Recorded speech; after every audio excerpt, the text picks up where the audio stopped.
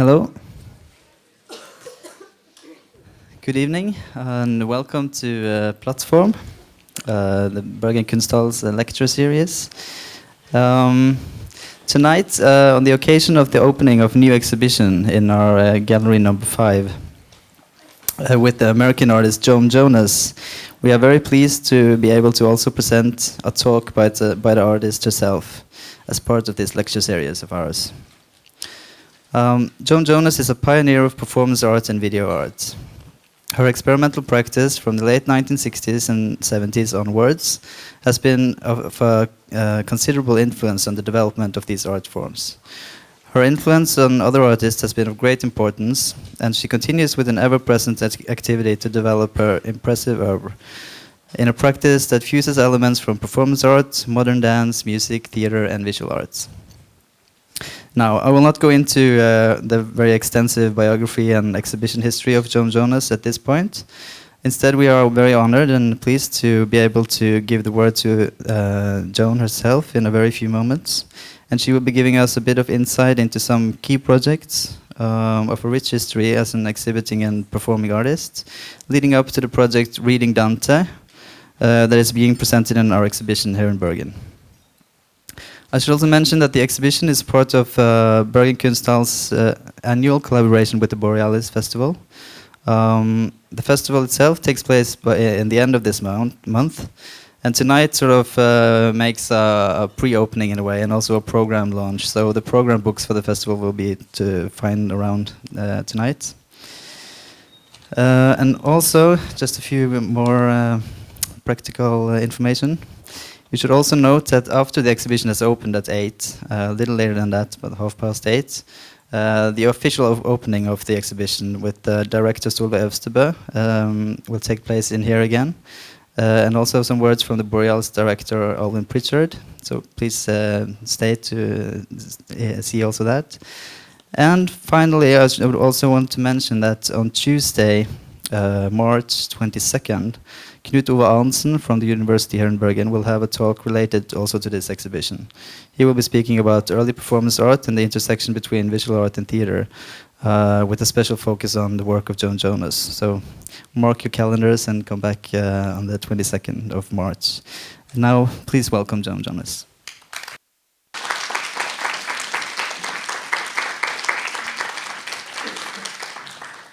Thank you. I better speak into the microphone. I'm very glad to be here in Bergen, and it's the first time I've ever shown anything in Norway, which is great. So it's nice to be beginning. And thank you to Solveig and to everyone who helped with this show. It was a wonderful group of people to work with, and it went very smoothly. So it was a very nice experience. I'm just going to begin with a video. It was my first film that's been transferred to video, and it was made in 1968. It's called Wind, and I'm going to have it showing while I speak. Now I have to, okay. Well, how do I get rid of that? Sorry.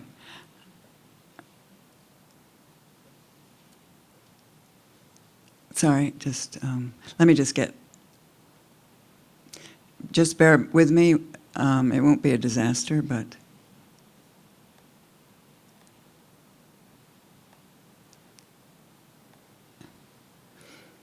And this is a silent piece, so I can speak during the time it's showing.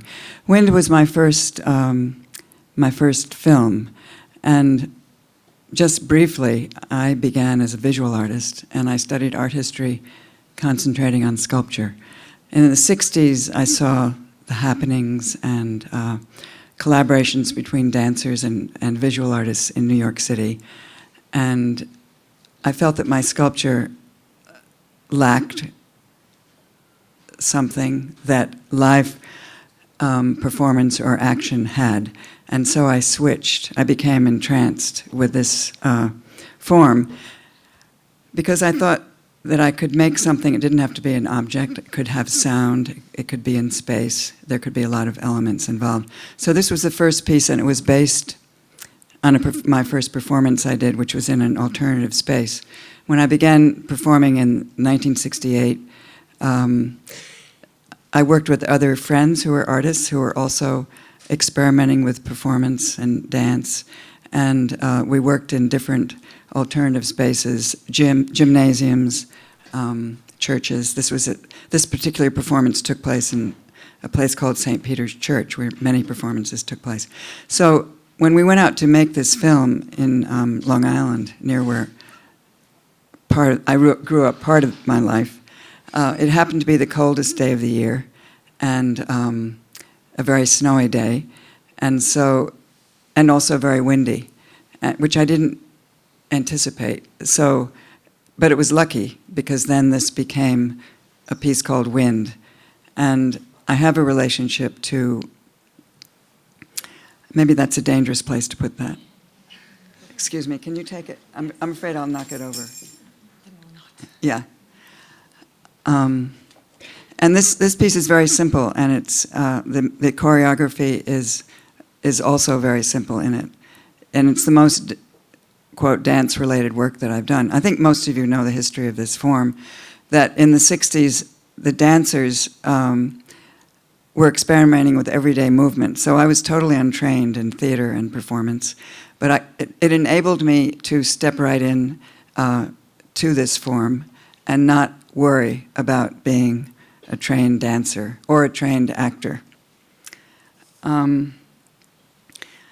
So what was important to me when I began was perception and the visual.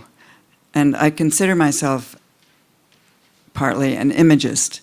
And I get that word from imagist poetry, which was a form, something that was called imagist poetry was written by H.D., the poet H.D., who I'll talk about a little bit later, Ezra Pound, and others. For a while, they made these poems that were called imagist poems that were based on the Japanese haiku. And what attracted me to this form was the fact that it was almost an object in itself, and an image was created by combining two or three images, actually, and you made a comparison. It's like a metaphor, almost. I'm not good at remembering, but one of them is faces on the subway like petals on a black, wet bough. I think that's William Carlos Williams, but it's not exactly, but that's sort of the idea. So I like this idea, and also I was influenced by the structure of poetry. When I first began to make performance, I referred to forms outside the art world. At that point, they were thought of that way, such as early filmmaking and, poetry, and painting and sculpture, well, not outside the art world, painting and sculpture.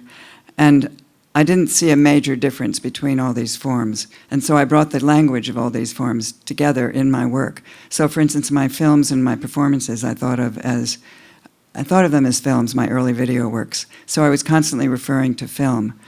The Anthology Film Archives was a few blocks away from my house, so I went there a lot, as did everybody else, and saw a lot of films that way, and that's how I learned about film. So before that, even before I started doing that, I was looking at other films, and it was one of my main interests.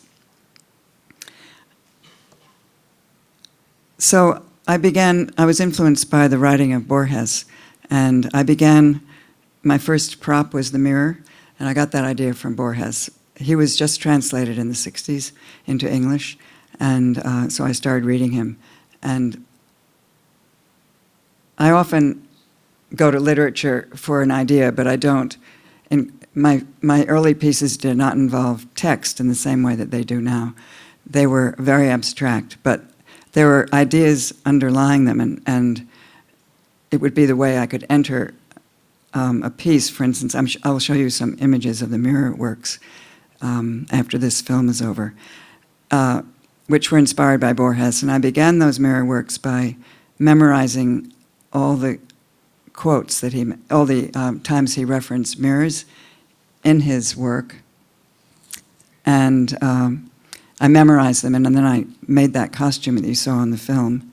Excuse me.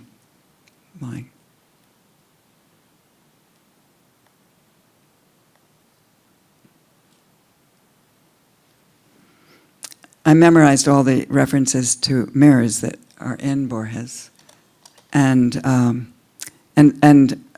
spoke them while I was in the mirror costume, moving, and it made a sound. And just recently, I was asked by the Guggenheim to redo that piece. And excuse me, okay. So I recently redid this mirror piece, which involves 17 performers. You know, I don't have a watch on, so maybe somebody could tell me when I have 20 minutes left or 15, because usually I time myself. So anyway, I remade this piece, and I really enjoyed doing it because it's a piece without sound. I did have some sound in it. I quoted David Anton's poems, "What Am I Afraid Of?" Because the tension in the mirror piece is about, will the glass break? They're very heavy objects, and we did a lot of different movements with these glass objects. So the first idea was to work with the space. Space is one of my main concerns, to alter the space with the mirrors, to reflect the space with the mirrors, to reflect the other performers, and so on. And if you sit in front of these mirrors, also the audience is reflected into the mirrors, and one's sense of the space is altered. And that's what interests me in all my work. These are the outdoor pieces. Now I'm going through these rather rapidly. I'm not going to talk about every single image, but I want to just give you an overview. Then after the mirror pieces, I began to perform outdoors, and the main idea of the outdoor works was the perception of images in the distance. So the audience was, this is at Jones Beach, and the audience was placed about 1/4 of a mile away, and they only saw things in the distance. And I had just been to Japan. I do have some things to read. And I was very influenced by my visit to Japan. And I saw the No Theater, and it had a great effect on me because some of you who have, I'm sure, have seen it. It's like a dance theater, and also it's a very poetic form. And so I translated some of the No ideas into my own language, which was, I began to use masks, and I made this costume, for instance, which has a very long train that was inspired by the No Theater. And I'm sitting on top of a ladder reflecting the sun into the eyes of the audience. All these photographs were taken in the performance. The audience was not this close to the action. Here, for instance, the performers are running back and forth along a rope. So I was interested in juxtaposing different graphic elements in the distance, a circle and a line, because everything is flattened, so a diagonal would appear flat in the distance to the audience. So I was interested in that perception of images in the distance, and how, for instance, the movements of the performers were altered by the fact that they had pieces of wood tied to their feet and these capes, and they were blindfolded as well. I also separated the men and the women. The men are holding the rope at either end, and the women are running along the rope. There was the idea of the sound delay in all these outdoor pieces, the idea that you see an action of a sound and you hear it later. And I think that my film, Song Delay, will be shown when the lecture is given later in the month. And that is a translation of these outdoor pieces. And it was filmed in these empty lots of New York City downtown in the Lower West Side. And this particular performance, Delay, was seen from the roof of a loft building. And so the audience had a view of this entire, it also extends on either side of this screen. And you're facing the river and these old piers, which have all been torn down, and all this land is now redeveloped. There was a lot of activity, I mean, not a lot, but artists did work in these spaces that you can see they're very inspiring. For instance, it's Gordon Mata Clark is painting that circle. And so I began to use drawing elements. It was the one activity I took from my years studying sculpture and drawing, and that's an activity I pursue in all my work, and I try to find different reasons and ways to draw in all my performance works. I was inspired by Houdini. That's why I did the hoop, the woman in the hoop. That was inspired by Houdini. This is the same piece translated into another space in Rome. The audience was on one side of the river, and the performance took place on the other side. I stretched a rope across the river and put a piece of wood in the middle of it, And during the performance, 6 men tried to pull that out of the river and they couldn't. So that was something also I didn't expect, but it was, I like to experiment with materials in my pieces. I'll just read about Japan. In 1970, I went to Japan and saw the No and Kabuki Theater for the first time. The theater's highly developed visual vocabulary gave me new inspiration. I was aware of the attraction W.B. Yeats and Fenollosa had for Eastern poetic forms. I later learned that Mexican rituals and Eastern theater, for similar reasons, had inspired Artaud. I attended No as often as possible. This experience informed the work. I translated into my own language the familiar slow pace, the sound and use of wood, the masks, the costumes, and the idea of dance or formalized movement. After this trip to Japan, I began to work in the medium of deep landscape space, again interested in altering what is perceived as reality in image and sound. Then all these things are kind of parallel and overlapping, so it's not totally a linear, well, it's not totally in order. So Organic Honey's visual telepathy, this was my first performance, video performance. And I'll talk generally about this piece too as I go through the slides. When I went to Japan and saw the No, I bought my first Portapak and came back and started right away working with it, as many people did, sitting in my loft with the closed circuit TV, the camera trained on me, and connected to the video monitor so I could see immediately what I was doing. Now it's very, for you it's totally every day, or for you young people I should say, who are in the room, it's part of your vocabulary, but for us it was a totally new and radical thing to see yourself simultaneously live. So I made a whole piece called Organic Honey's Visual Telepathy, and I invented this character also that had a relationship to the feminist movement at the time, and so the whole idea, I wanted to, of course, an idea. I was also another reference for me is myth and how writers in history have used myth in their writing. So, for instance, James Joyce, in Portrait of the Artist as a Young Man, used the myth of Daedalus and to represent an aspect of his main character. And so my work also, I explored myth and ritual of other cultures. And so underlying all my work is this reference to myth and ritual in other cultures, again, translated into my own language, living in New York. But I thought of, performance. What is performance? It's kind of ritual. You get people together in a room and you do something. What is that? So, this is Organic Honey. I developed this character of Organic Honey with the use of a mask and a costume, and changing costumes, using Japanese fans, objects, props, always in relation to the video camera. So everything I'm doing that is being taped by the video, this is Babette Mangold, by the video person, is being passed to the monitor or the projection. And here it is in, so each place, it was a little different looking. This is in Italy at Gallery Toselli, where I started using these paper walls.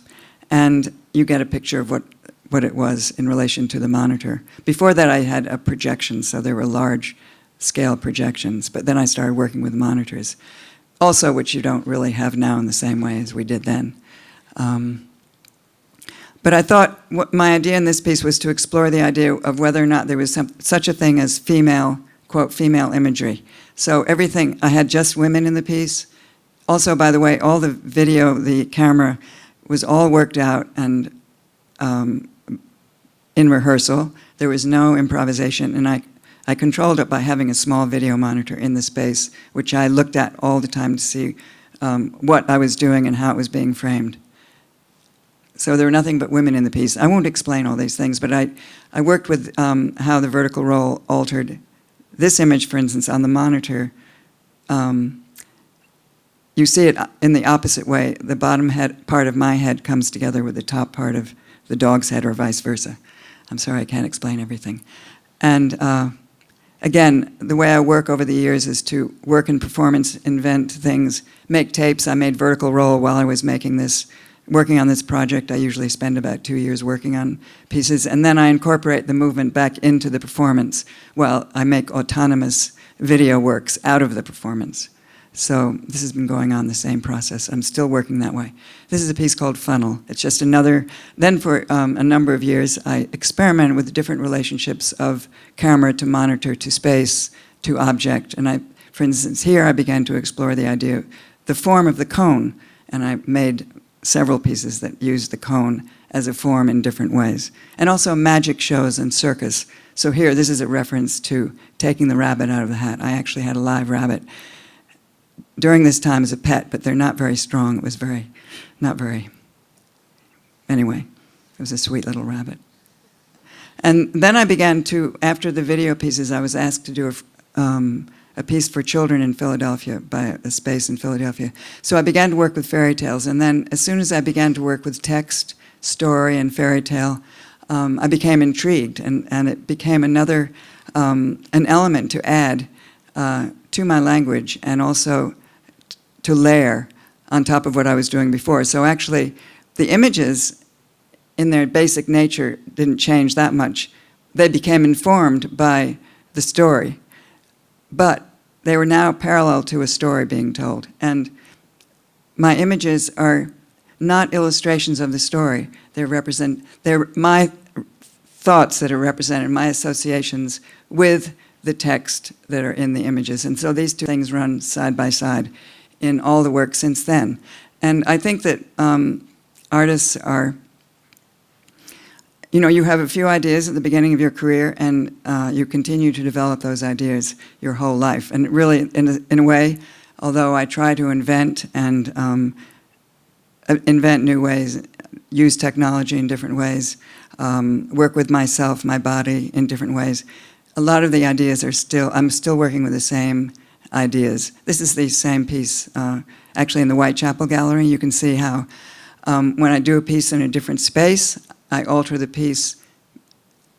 You know, this is a large, really beautiful space, so I made that roof for that space. The roof in the earlier piece was a very different thing. And this piece was actually now owned by the Tate Gallery, and I think it's still up now at the Tate, this installation. So from the very beginning, I made stage sets and then translated them into installations. I started doing that in the 90s.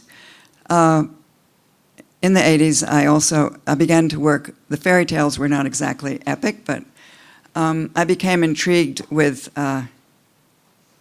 looking at stories about women. And the fairy tale I told, the first one was the juniper tree, which is a very bad woman, as is in fairy tale. They're very, you know, one-dimensional, and there's good and bad. And so then, as is usual, some of my friends tell me about things. So a friend of mine told me that Icelandic sagas were very beautiful. So I started reading all of the Icelandic sagas, and I chose the Laxadela saga because it's the one saga that I know of that's about a woman. The woman is the main character. And so I spent a couple of years on the Laxadela saga, and I made a performance and a video. I called it Volcano Saga. And I went to Iceland and videotaped the landscape, and then I made it, oh, I didn't know this was going to be a moving image. This is Tilda Swinton and Ron Vaughter, and it's in the video. How interesting. Sorry. Well, it's nice that you get to see part of it. Droon, his young cousin who lived nearby, met him there, and they greeted each other affectionately. They fell into conversation, for both were intelligent and fluent talkers.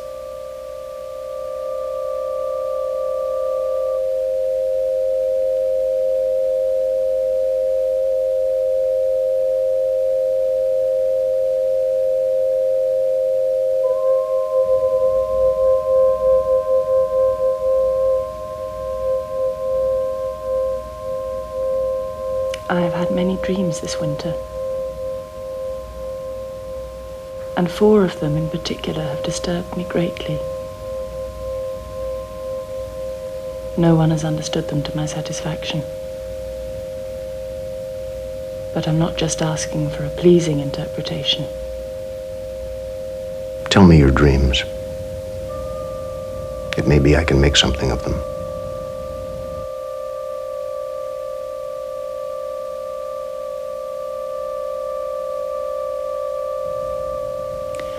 I dreamt I was standing outside near a stream. I was wearing a headdress on my head, but I felt that it didn't become me, so I was anxious to change it. A lot of people warned me not to, but I paid no attention to them, and tore the headdress off my head and threw it into the stream. And that was the end of that dream. I'm not sure how, I'm sorry, but I'm going to stop. I don't know. See, I've never done a PowerPoint presentation like this, so I'm not sure. Okay. So I worked with Tilda Swinton and Ron Vaughter, but I did many performances while I was working on developing the piece, and so the video came at the end, actually, and incorporated all these elements that were shot in Iceland. It was my first attempt to make a kind of such a complex piece, and I could say I learned a lot from it. And I think I spent the 80s kind of learning how to deal with this kind of narrative in a way. But these are the installations of Volcano Saga that were in various places. And this is a scene from the film, from the performance. As you can recognize, an Icelandic house. Then I'm skipping a lot of things, but I was asked today about what subjects that I'm interested in now. Because I then I sort of hopped around in this north. After Volcano Saga, I worked on a piece, more or less after that. I worked on a piece based on Sweeney Astray, which is an Irish epic poem translated by Seamus Heaney. And it's about a king who goes mad in battle. And I don't have any images of that here. That was also a complicated and difficult epic, but I think it informed me a great deal about the work that I'm doing now, dealing with that story, and also the idea of the king going mad. And I did a huge theater piece in Amsterdam with the Toneel Group Amsterdam, and I worked with a very good actor who, because of the actors, the characters became alive. So that's one experience which is not something I had when I was younger and beginning, but it's something that I've begun to working with more professional people who have more control over than I do over developing a kind of character, especially a mad person like that. He was great, Pierre Boukma, his name was. And then after that piece, I thought, well, I want to do small pieces. So I did a series over a number of years of these things called My New Theaters. They're objects with videos inside of them that I make, especially for these boxes. And the videos relate to the space of the box that you're looking into. And I did a number of those, and I might do more. The last one I did was a few years ago. And by the way, my dog, that's my dog. She's passed away, but there's a dog that appears in, my first dog, Sappho, is in the early work, and then this is Zena, she just passed away. And now I have a new dog named Ozu, but he doesn't know yet that he's a performer. I'm quickly just shifting to a new body of work, really, which includes the Dante piece. And there are 3 pieces that I think are in this body of work so far. And they all involve rather epic subjects. I was commissioned by Documentary to do this, and actually it was Enswayer, who, because he saw the Sweeney piece and Volcano Saga, he said, why don't you do another, make a piece based on an epic poem. So I chose a poem by Hilda Doolittle, H.D., who I mentioned before, because she was a woman, an American, and also she was living in the 30s, a period that kind of interested me, because at the time that I began to work on this, I had this idea, which was actually before 9/11, I had this idea of war in the air. And I was born in the 30s, so this period is very familiar to me in a way, even though I was only born in 1936, but I certainly grew up with the Second World War. And H.D., she lived until the 60s, I think, but she wrote a lot of poetry in the early part of the century, and she was a friend of Ezra Pound and William Carlos Williams and all the famous American poets. She lived in Europe a lot, but she wrote a piece called Helen in Egypt. And Helen in Egypt, it's an old story. I think Aeschylus wrote a play about Helen in Egypt. The idea that Helen of Troy did not go to Troy, she went to Egypt instead. So therefore, the Trojan War was fought for an illusion. And for me, that was an idea that is relevant to the present, that wars are fought for other reasons than we're told. And I think actually Robert Graves said that the Trojan War was fought for commerce. They wanted passage to the east. You know, they were trading. The Greeks were trading. And so it wasn't about Helen. But Helen was blamed for the Trojan War. So it was interesting to me that a woman was blamed for a war. And this is the stage set, and this was the installation. And just in general, I work back and forth. For instance, for this piece, Lines in the Stand, the installation came first. And I did the installation at Documenta. And this is a video projection, and it's about 20 minutes long. And then this is another projection of drawing on the blackboard. I was drawing sphinxes and pyramids, and these are photographs that my grandmother took in Egypt when she went there in 1910.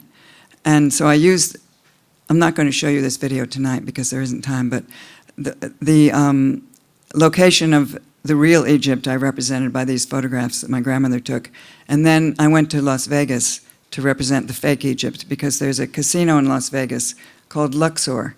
And so most of the video was filmed partly in my loft and partly in Las Vegas. And I used the desert outside of Las Vegas for some of the, to represent some of the desert scenes. And also I drew in the sand in Nova Scotia, where I go in the summer. There's a big beach, and I use that beach a lot to draw in the sand, which are images that I use in my work. I hold the camera close to my body, and I make drawings with a stick while I'm walking. And I use that also in the next piece, the idea of drawing in the sand. But it's not a desert, which is supposed to represent it. It's the beach in Nova Scotia. So my pieces are filmed in different locations, but in this case, it was very simple. And once this piece was set in the installation, it stayed this way as the installation. And these are different presentations of that installation. Then I developed, and this is another presentation of the installation, I developed that piece as a performance a month after the installation because it's impossible to work on those two things at the same time. So the performance of this was presented at Documenta a month after the installation. And now the installation, which is at MACBA in Barcelona, includes a document of the performance, so that I didn't change the installation to incorporate the performance at all. I just included the video of the performance as part of the installation that you can look at with headphones. And this is a shot from the performance, which had a different kind of, there was a sandbox in the performance. I worked with friends who were artists, Hank Fish, who's a Dutch artist, and Sung Hwang Kim, who's a young artist that I met in all the different places that he was at the same school that I was teaching at. And now, and Ragini Haas, who has performed, she was one of my students in Stuttgart, and she's been performing in my work since the 90s, the mid-90s, but she just got pregnant, so she's going to have a child. So that I have to change, but that's wonderful that she will have a child.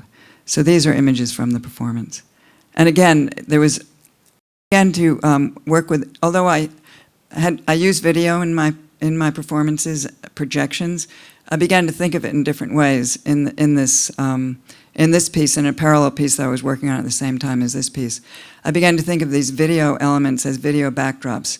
So I began to make a series of video backdrops, which are pieces that exist in time. They're edited, and they create a kind of narrative in themselves. and there's a scene, so a little scene takes place in front of each of them, although you don't see that. The performance is continuous, but we're working always against this video backdrop. For instance, here, there's a card player in Las Vegas that I filmed doing card trips and tricks, and I'm drawing at the same time that he is doing his card trips, and Hank here was doing something with sticks, and Sung was showing slides over here on the wall that Hank had built earlier in the performance. And this is my grandmother's photograph again, and the three other performers with masks. This is a piece that I did that was also commissioned at Dia Beacon, and I'm going to show you some of that. I won't talk about these. These are scenes from the performance. And also I started using, at the beginning of these three pieces, I started using feedback again because I was interested in the visual elements. These are shots from the performance. I went to Dia Beacon before it was converted from I think a cracker box factory into what it is now, and filmed all these empty spaces so they became part of the piece. And I'll just show you all the material and slides. So this is at the end of the piece when the doors were open. So it was a big cavernous space, and the audience sat at one end of a row of columns. And this piece was about the writings of Abby Warburg. And I want to read you something that I wrote before I did this piece, actually. And it explains why I was interested in Abby Warburg. He took a trip to the Southwest at the end of the 19th century and visited the Pueblo Indians in New Mexico and wrote a text about it. He had a nervous breakdown, so this also had a relationship to the king who went mad in battle. And he was living in a sanitarium in Switzerland, a very famous one, in which there was Binswanger, a famous psychiatrist, who believed that patients should be doing their work as a cure. And so he wrote, for the first time, I won't go into it in detail, he wrote a text about his experience in the Southwest. And the actor who played Warburg in my piece addressed the audience all the time as if the audience were the doctors that Warburg was addressing. And I'm just showing you quickly, this is the installation version. Now in this, for the shape, the scent, and the feel of things, which is what it's called, the performance has always remained the same. I don't change it because it involves a piano player, very elaborate setup, props, objects, lighting, performers. There's never time to change it, to alter it. It's just too large a piece. So, and we all enjoy doing it over and over again, so I don't feel the need to change it. And it was developed over a period of 6 weeks. It was great. It was a very special experience to be in the space of Dia, working with Jason Moran, who was the composer who wrote the music and plays live. It was a very special experience to be there with him. And I had all the video backdrops worked out beforehand, and I brought them to the space, and we projected them, and developed the live action together with the music. As I was developing the action, Jason developed the music. He's a jazz piano player, so he didn't write the music. He wrote it, he played it, and he developed it, and it's all in his head. He never writes his music down, as far as I know. I just wanted to show you, this is Ragini. It's a scene, it's one of the video backdrops, and I use mirrors a lot still. Now I use these different convex and concave mirrors, and this is up in Nova Scotia. That's my dog, Xena, who always took part in all the, without me telling her to do anything, she just enters the space. She was a comic dog. I'm just talking now about the 60s. I'm going back and just talking about my involvement with, as an example, with other cultures. At that time, and I wrote this before I found the Warburg text, so that was why I was so excited when I found the Warburg text. At that time, I also traveled to the Southwest to see the Hopi snake dance. My reaction was complicated. I remember now the profound effect this dance, a ritual with live snakes had on me, as well as the architecture of the pueblos and the amazing desert landscape. At the same time, I remember noticing that the audience of mainly white tourists wore huge squash blossom necklaces they had purchased at the pawn shops. I couldn't avoid the nonchalant display of these displaced symbols. Somewhat naively, I understood the realities of Lost. Were we an intrusion? Of course. The event was changed by our presence. Not long after that, outsiders were not allowed to witness the snake dance ceremonies. I was lucky to have been permitted to see these amazing events carried forward from another time, a time in which there was a direct relation with and communication to the land, the environment, and the elements. What was striking to me was how these images from afar could be brought back home. What became apparent and of interest was how to be in one place and think of another. Was it possible to cross-reference rather than to categorize? Was it possible to translate such concepts into one's own intuitive language using technology as a tool of transformation and transmission? So I wrote that coincidentally before I found Warburg, and it says a lot about his method, which I found to be his method of cross-referencing different cultures, which is very inspiring to me. So I didn't attempt to illustrate, again, his words, or even to refer visually to the Hopis in any kind of concrete way, because America has a very problematic relationship to its history and its treatment of Native American culture. But I wanted to reference that experience. It was a really important experience, and I thought about it all my life. I'll never forget it. So that's why I was inspired to make this piece when I found the Warburg text. So I'm just going to show you a little bit of this performance, 2 parts of it, actually. I hope this works. I hope this comes. Okay. Where am I?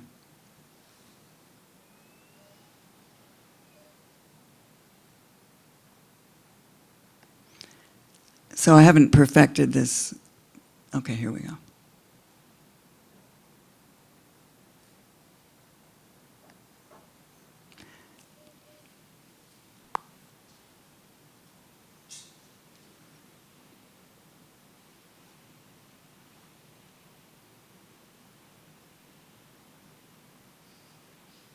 The audience is sitting at the end of a long corridor of columns. As psychohistorian, I try to diagnose schizophrenia of Western civilization from its images in an autobiographical reflex.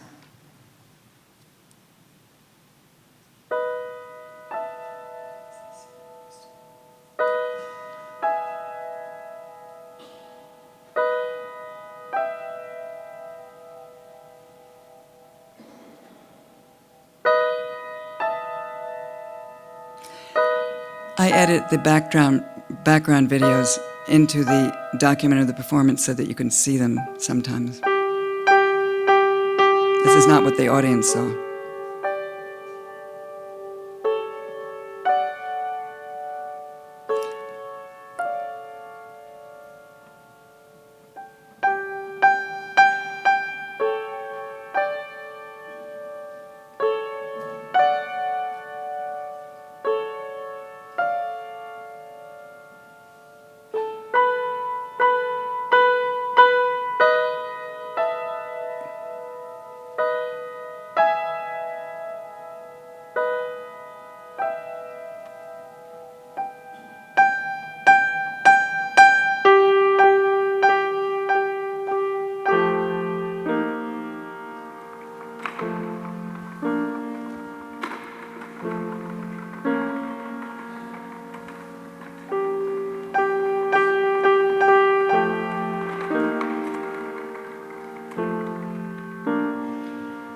The shape, the scent, the feel of things.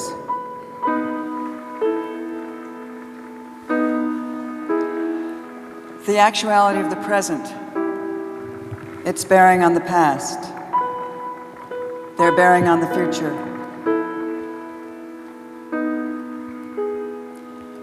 Past, present,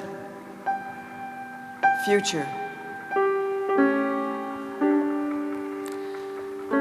these three fourth dimensional.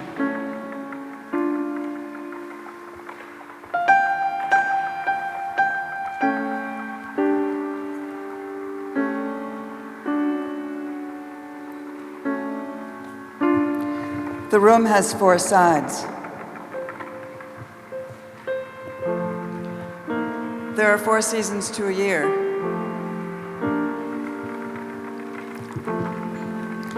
It is as simple and as inevitable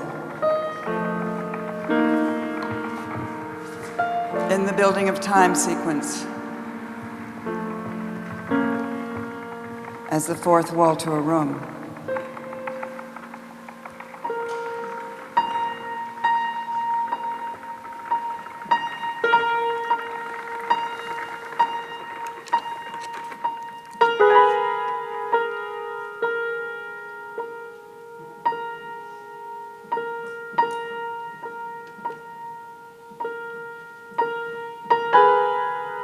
I have the sensation of being a seismograph, assembled from the wooden pieces of a plant that has been transplanted from the east into the fertile northern German plains, and onto which an Italian branch was grafted. I let the signs that I receive come out of me, because in this epoch of chaotic decline, even the weakest has the duty to strengthen the will to cosmic order.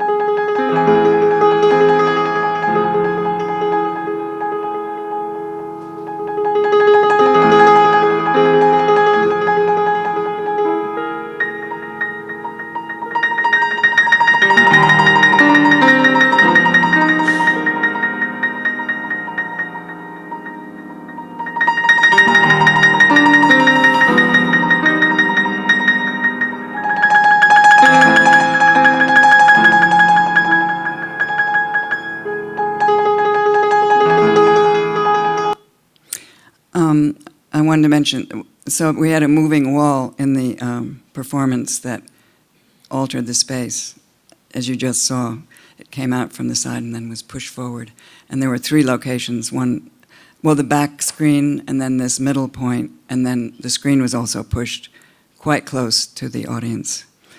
I wanted to mention also the use, this couch that appears just, why do I have a couch? Well, it's actually the one you saw on the lines in the sand is based on Nova Scotia kitchen couches. It's where I go in the summer, and the fishermen had them in their houses. They made them themselves, and they're long, and the men would come back from fishing and lie down on the couch while the woman cooked the dinner.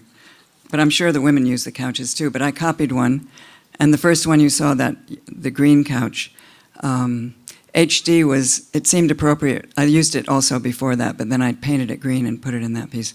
And HD, how are we doing for time? Oh, 10 minutes? Okay, I'm going to switch. What? 15. Well, we're going to switch to Dante now. I'm sorry, I always do this. I can't help it.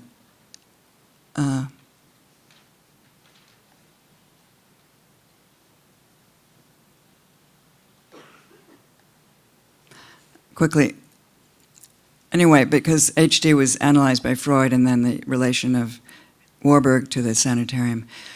I'm just going to switch now to the Dante piece because I'm sorry I took so long getting here. The Dante piece, my pieces always begin before they begin. So I made some of these images that you see in the Dante piece before I started working with the Dante text. These were made in Como, Italy, with a group of young artists who were in a workshop residence that I was in. And it's a shadow screen we set up in the middle of this church where I did a performance. And again, I also projected this, the Dia Beacon footage of the columns and the street scene from New York that you'll see in the next room. There are several projections in there, and one of them is this street scene that I shot in the 70s, and which, in the performance of Dante, I draw over in chalk. And so I made this performance in Como, Italy. I knew I was supposed to, in a way, these are, the images I'm showing you now, are using imagery from several different pieces in different ways. It's the way I lead up to a new piece. So when I started thinking about the Dante piece, I started thinking about these images that I'd already used, which are not in this particular version. And again, working with the idea of video backdrops. This you'll see in this version of Dante. Also the idea of the screen and the stage. But this is an installation that was based on what you just saw. All right, this was the first work in progress. I'm just going to show you a series of images of how the Dante installation has changed. This was the first work in progress. It was in London at the Wilkinson Gallery. And these images were all separated. In other words, they were not edited together, so I had the piece split up on different screens. And the voices, the readings of Dante, which were in the orchard space in New York, you'll see that are in a window of a storefront, were again separated, and you listen to those readings on headphones. They were all together in one monitor. This is the last version, which is here, but in quite a different space. So when I did this in Venice also, but it was less elaborate, had less projections. It had 2 projections. But I began to make these drawings on the walls. The drawings on the walls, this is also, this projection is in this version. And I began to make lights. I wanted to make my own lighting for the piece because I want to have more control over how the space looks, to have it more unified, not to have a gallery lighting, for instance, or stage so-called stage lighting. I wanted to make my own lights. So they're very related. You know, they're inspired by Noguchi for sure, but I tried to make different shapes, and they're made out of metal and paper. Also furniture. I began to, there was furniture in the previous 2 pieces, but now, you know, I'm really concentrating on furniture, and I work with a designer who makes the furniture, who designed the furniture, the benches. Eddie Gavigan, his name is. But I designed the lights, but he designed the 2 tables and the benches. The drawing video, again, I concentrate more and more on drawing. And the video that you see in there of drawing are all drawing images that are inspired by Dante. And while I was working on the Dante project, I made a lot of drawings that relate to Dante's world. And I'm looking for the, yeah. I'm going to show you. So what I did in the drawings that you see in there that are on the wall, I combined a lot of the drawings that I did in performance. I do a lot of drawing in the performance that's live, that's projected. And I combined these various drawings into another, making a new image, because I like the idea of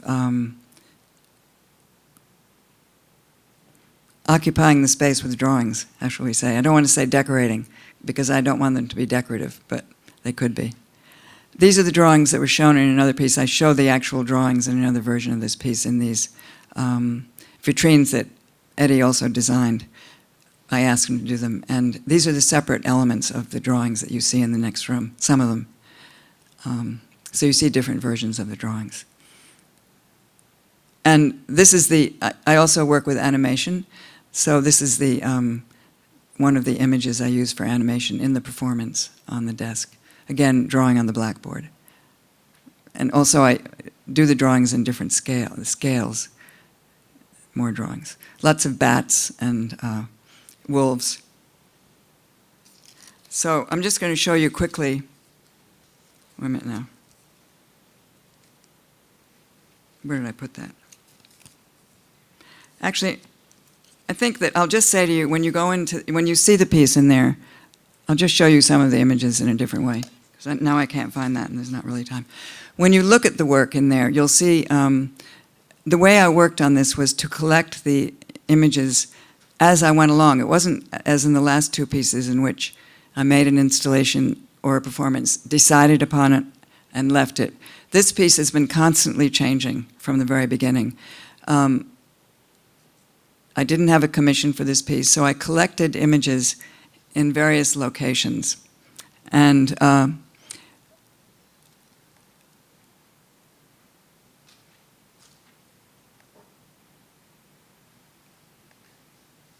so here you see several different images from reading Dante. Here's Anthony McCall reading in the storefront, which you'll see in the video. I went to Mexico during the time that I was making this piece, and I knew I wanted to do something about Dante in Mexico. So the artist Carlos Amorales, who I told about my ideas, told me about this space. It's a lava field next to the university, and it's a space that was made by a group of artists in the 70s, and you'll see it in the piece. It seemed perfect for Dante, one of the circles of hell, although here, so it represents hell and heaven. I don't separate those two places, and I'm not interested in Dante's relationship to Christianity. I try to stay away from that. So in the case of going to Mexico, I incorporate Aztec imagery into the piece because I think, and I've always thought this, that texts such as Dante can exist in different contexts, and the text takes on a different meaning. So I was also interested in the idea that the main character that Dante was following was a woman, Beatrice, although Virgil was his guide, but the fact that there was a woman that he was following. So I asked Carlos's wife, Galia, to work with me on this piece, and this is Galia. And the text that you'll hear is one of the last texts from Paradiso. This is a shot from the performance. I'll just let it play. And Anthony also reads about light. A lot of these pieces are repeated in the video because I think you have to hear things more than once and in different ways in order to get it, to get the poetry. Poetry is very hard to understand.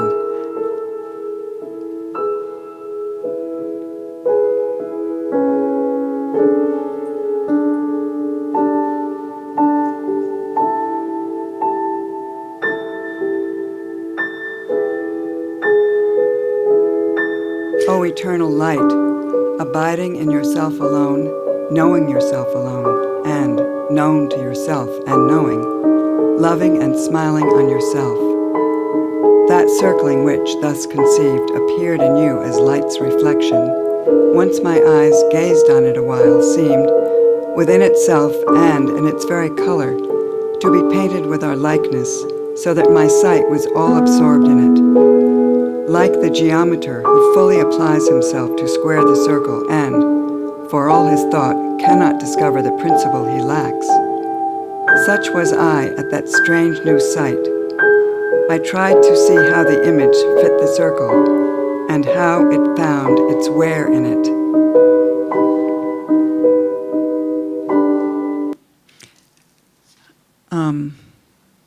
It's hard for me. Oh, yeah. So maybe we should open it up for questions, but I'll just say in general, I just want to say that this, I just want to, this is another location I use, which was up in Nova Scotia, where I go in the summer. And I found these little houses up there, and there's a whole scene with children working with houses against a text. And I made that scene before I chose the text. So I think you just have to let yourself become absorbed and not try to understand. Our future lot beforehand, if my understanding's right. But knowledge of the present you have not. It's like, he said, someone with bad eyesight, who can perceive things very far away. God still grants us that much of his light.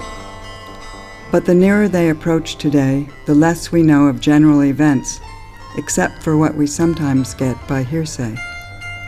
So, as you understand, our sense of things will disappear completely when he shuts the portal of the future tense.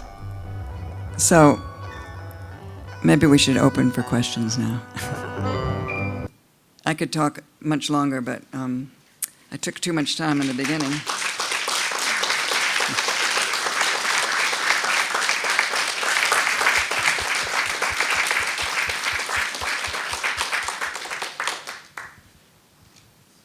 Are there any questions? I know it's hard to ask questions. If there's any questions, give me a wink and I'll run with the microphone. I have a question that I actually forgot to ask you while we were working on the exhibition. And I was wondering, these elements of furniture, we sort of just, we placed them, but where did they come from? Why did you start to make furniture and to collaborate with the designer and place them in this specific installation? Well, in a way, it's about making a stage set and having furniture. So I always had things like furniture, and a couple of times I designed my own furniture. But then so the furniture in this, the idea of furniture in this comes from the last two pieces in which there was a couch and objects in the installation. In this particular piece, the furniture all has to do, the tables were used in the performance, because you'll see when you look at the piece that I had a table in the set on which I worked. It was these tables were tables on which I made all the images that was shown in the video. So there was a camera over the table, you'll see it in the video, that filmed me as I was working. So I become interested in animation in a very simple, crude way. I'm not interested in high-tech animation, but I became interested in making pictures with, other pictures and with objects and with drawing. I draw a lot, and I combine, so it's layered up in the projection. The red table was the one. They gave me a red table in Yokohama, and I liked the red table, so I painted the next table red. The first one was gray, and that was in the installation that you saw in London, on which it was used for something else. So it's kind of a collection. Things become collected, and then I like the objects. And the benches, I thought it was interesting to ask somebody to design these things, because he would come up with interesting ideas. These tables made with pipes and the benches made the way they are, that echo the forms in my work. I like that, so I don't know. I don't know if that answers your question, but also I started thinking of my pieces as rooms, like a living room, with furniture in it. I like that idea that somebody's walking into a house and there's a room in the house where there's furniture and things going on. I can't explain it. If I had I think of a big house in the country where I could have rooms like that. So it's just in my head. In your performances, do you improvise? Is everything based on improvisation, or do you follow a script do you think of yourself as a director? I am the director. And I don't improvise in my performances, no. There's very small differences, but no, I don't, because, no, I never have. I always work everything out ahead of time and pretty much work toward doing exactly the same thing. My work depends on being very exact and precise, timing. You can't, in the work that I do, other people can improvise, but that's not what my work is based on. I improvise. Improvisation is a way of working out things, for sure, in the rehearsals and in the development, but not in the actual performance. I try always to be prepared in that way. And I'm the director because there has to be somebody. I step in and out of my performances. So in other words, you see me in there, but I always watch my piece once without myself in it before the actual first performance to see how it's working. Somebody has to be there. So I'm in it and out of it. I try to see the piece always from the audience's point of view.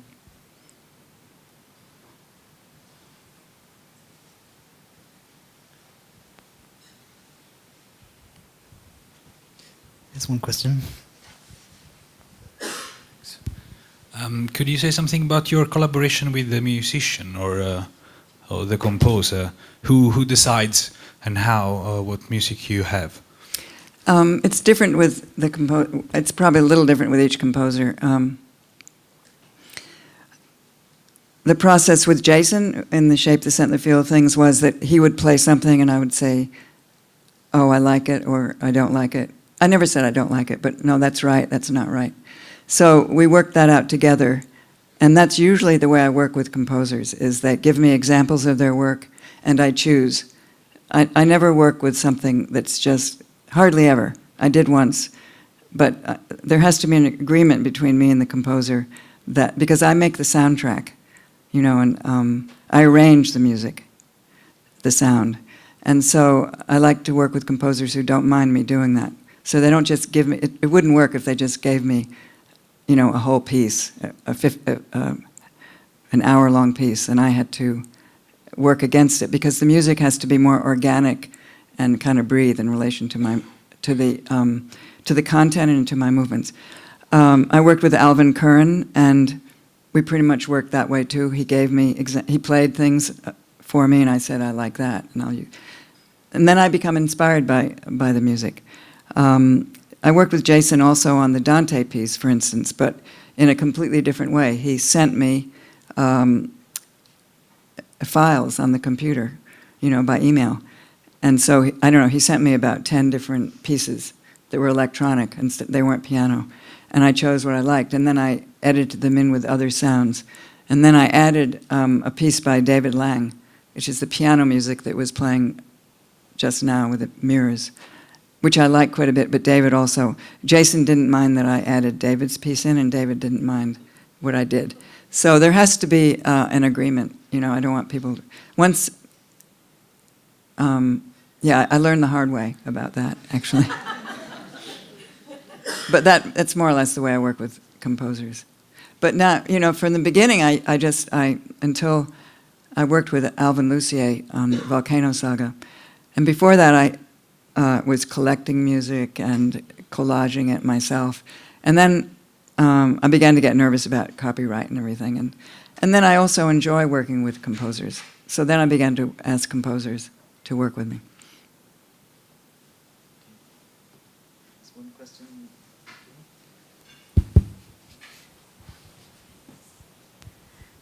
Could you speak maybe a little bit more about your grandmother and the circumstances under which she traveled to Egypt, and maybe a little bit about your relationship to her? Thanks.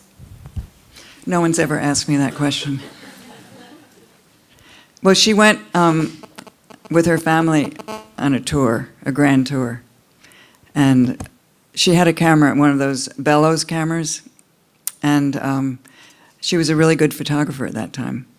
But she didn't consider herself a photographer, so she didn't pursue it as an artist. But anyway, she and her family went to Egypt, and they toured around the East and around the Middle East and Europe. And she took, her best photographs are the ones she took in Egypt. I was very close to my grandmother. I grew up with her, and I spent a lot of time with my grandmother as a child growing up. So I had a very close relationship to her. Does that tell you enough?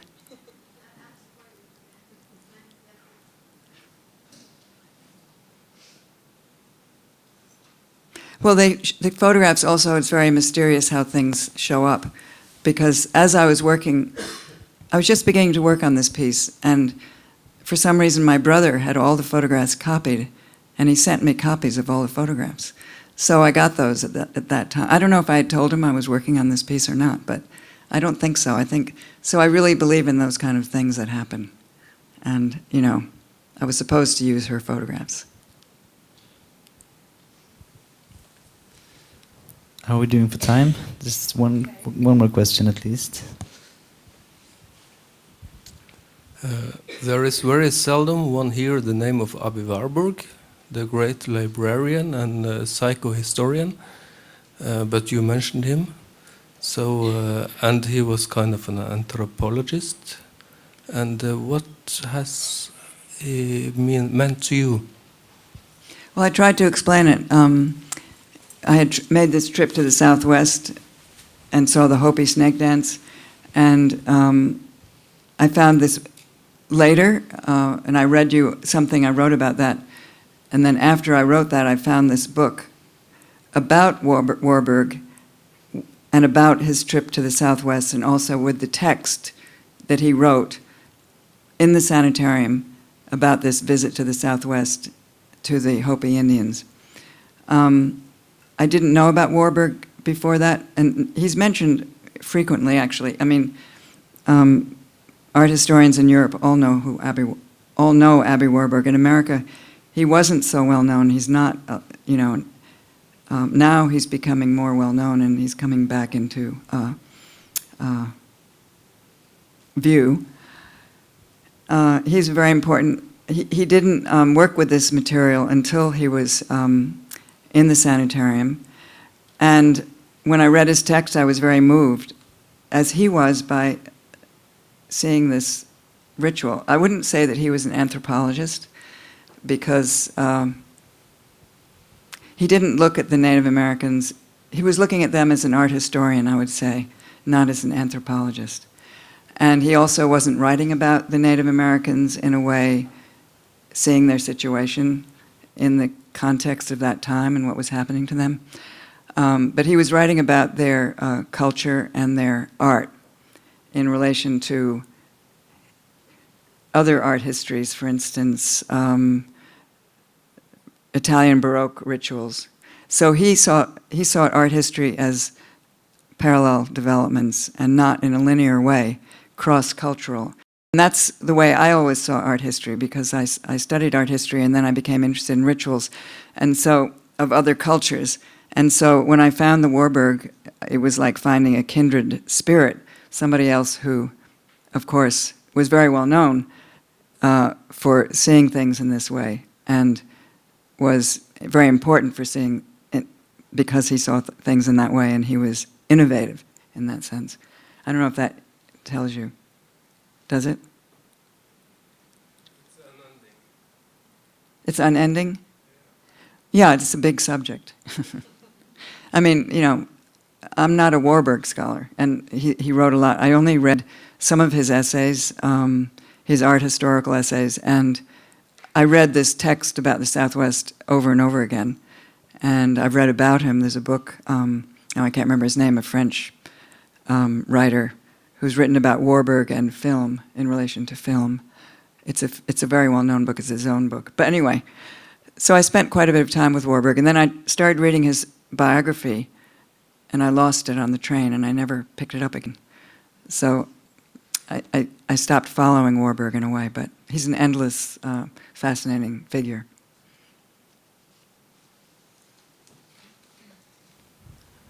Well, thank you, I think. Unless there are any more questions, I do think. Thank you very much for Thank you very inviting me. much, Joan.